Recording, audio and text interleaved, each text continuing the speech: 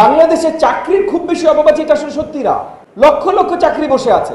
আপনি জানেন ভারতে সবচেয়ে বেশি বৈদেশিক চাকরি কোন দেশে?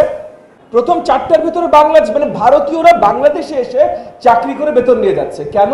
কারণ আমাদের দেশে আমরা সেই স্কিল ম্যান পাওয়ারটা পাচ্ছি না। কথা বলেছেন তারা, বললেন বহু বছর ধরে আমি শিক্ষকতায় ছিলাম, 17 বছর অ্যাকচুয়ালি বিশ্ববিদ্যালয়ে শিক্ষকতা করতাম 17 বছর। তো 17 বছরে আমি আমার শিক্ষার্থীদের জিজ্ঞেস করতাম যে তুমি পাশ করে চাকরিতে যাবে, চাকরিতে যে যখন একটা এইচআর ম্যানেজার যদি তোমাকে জিজ্ঞেস করে যে তোমাকে যে আমি বেতন দিয়ে চাকরি দেব, কেন দেব, এটার উত্তর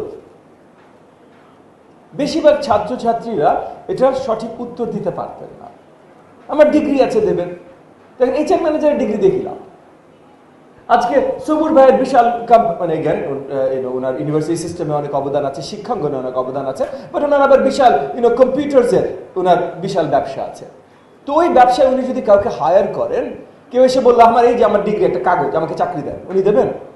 উনি দেখতে চাইবেন স্কিল কি আছে, সেটা যেই ধরনের স্কিলস হোক। সেলসম্যান হলে সেলিং স্কিলস, যদি ইঞ্জিনিয়ার হন তাহলে ইঞ্জিনিয়ারের যে কাজগুলো আছে সেগুলো স্কিলস, ডিজাইন কি করতে পারেন, আপনার ম্যানুফ্যাকচারের জায়গায় কোন জায়গায় আপনি কোনো একটা প্রভাব রাখতে পারেন, তার ভিত্তিতে তো করবে।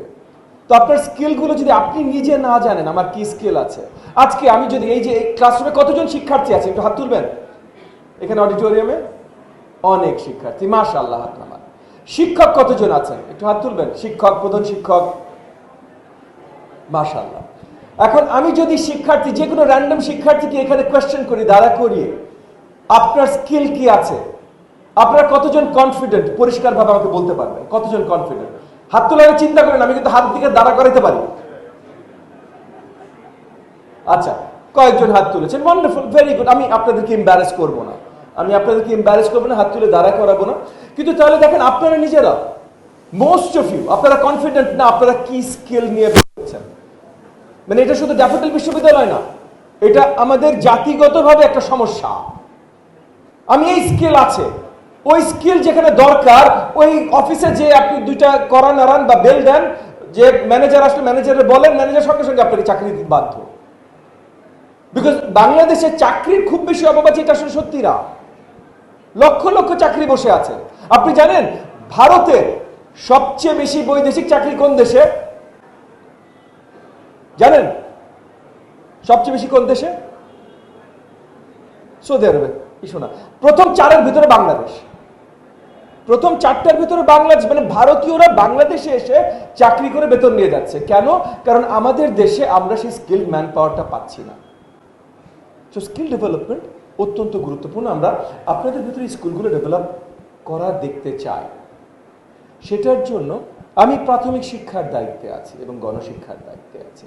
তো প্রাথমিক শিক্ষা হলো, আমরা ধরি 5 to 10 year olds, 5 থেকে 10 বছর। 5 থেকে 10 বছরের শিশুরা তো অফিসে চাকরি খুঁজতে যাবে না, ব্যবসাও করবে না।